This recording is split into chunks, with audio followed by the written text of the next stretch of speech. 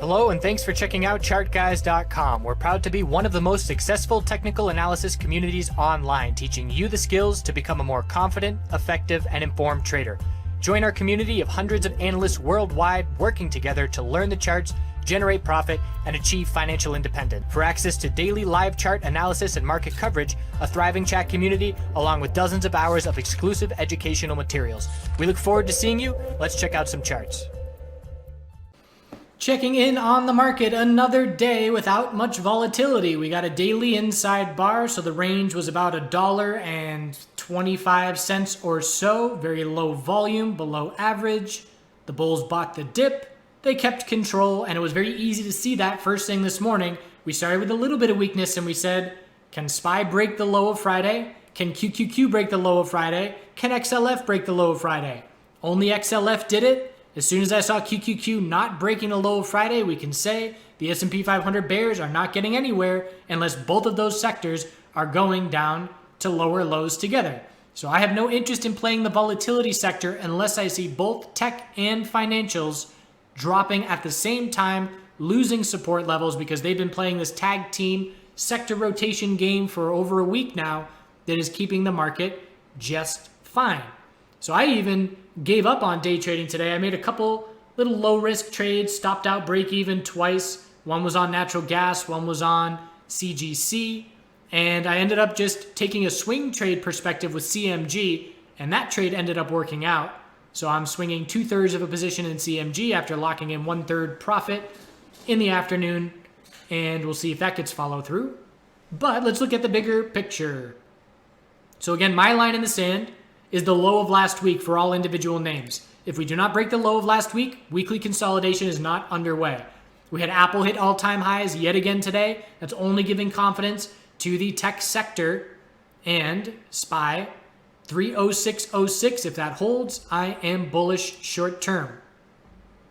IWM, base of support, holding this level, 157.81. Today we bounce off of 157.88.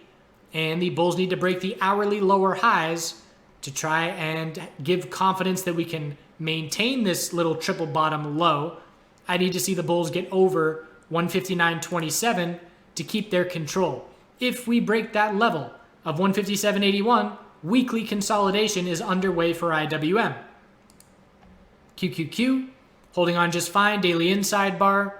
Same thing, the most important support is 198.79 for me. If that level holds, bulls keep complete control, and we're just looking up at a couple little resistance levels into tomorrow. XLF is a potential daily bull flag. Last daily higher low was 28.47, and right now, very healthy contained consolidation, very low volume today.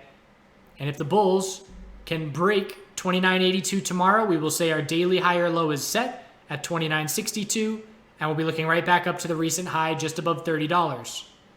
XBI, daily inside bar, real tight range.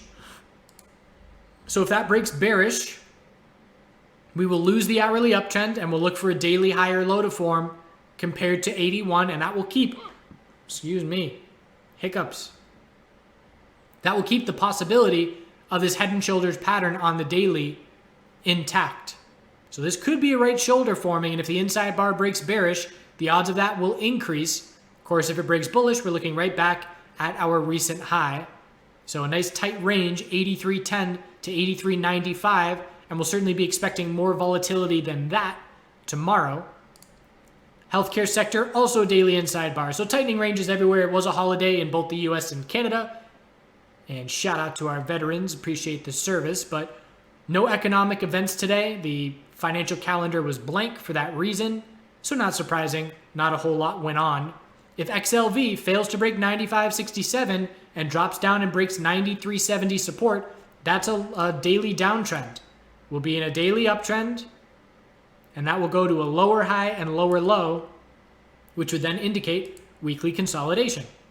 And the VIX here, just trying to build a base of support, closed at the low of the day the last 2 days. And like I said, I will be interested in the volatility sector if we see weakness in the financial and tech sector at the same time. If I don't see it, I'm not interested. So basically, bottom line is we're looking at weekly supports from last week on all these individual sectors and markets. And if they hold, the bulls are just fine in complete control. If they are lost, we see weekly consolidation underway, and we will then use indicators like volume, and we will determine, is it a potential weekly bull flag? Is it a potential weekly equilibrium? So just as an example, if SPY pulls back, loses the daily support level, and the bears don't show up with any volume, we'll look at the potential of a bull flag into new all-time highs. If we see bear volume show up and we pull back under 300, then we're going to start setting up for a tightening weekly range. So the size and the volume behind the consolidation will be very telling to us. So gold dropped down to a lower low. The bear break is getting a bit more convincing under 1458.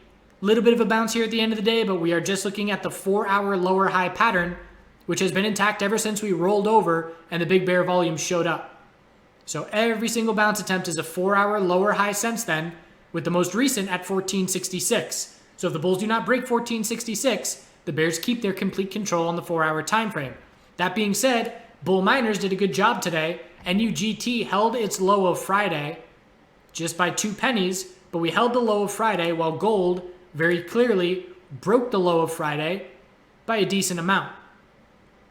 So tight daily inside bar on NUGT to be watching into tomorrow. Silver's holding on a little bit better than gold. Silver pulled back more than gold at the end of last week, but it's not pulling back as much today. So a little bit of evening out, so to speak. And for silver to break the 4-hour resistance, it would be 1692 to break the 4-hour lower highs. Oil pointed out the 4-hour equilibrium from the video last night, and it's playing out. So that's what I'm watching into tomorrow. High, low, lower high, higher low, looking like this is our lower high. If this inside bar forms and then breaks bearish, 57.29 will be our lower high. And we'll look for the bulls to try and hold 56.22 for a higher low. Natural gas, I was looking for the oversold bounce today. Like I said, I got stopped out break even. And where did I stop out? Let's see. I did actually make 2 trades, and both were pretty much break even. First trade, I entered on a bounce, and I exited half of my position at the 15-minute exponential resistance, which had been rejecting the price. I put my stop at break even to try and let the trade ride out longer, and I got stopped out. Then I saw a little bull break here, straight into a big wall of resistance, both on UGAS. There was a ton of shares stacked at 16 psychological, and in natural gas futures, there was a big wall of resistance as well.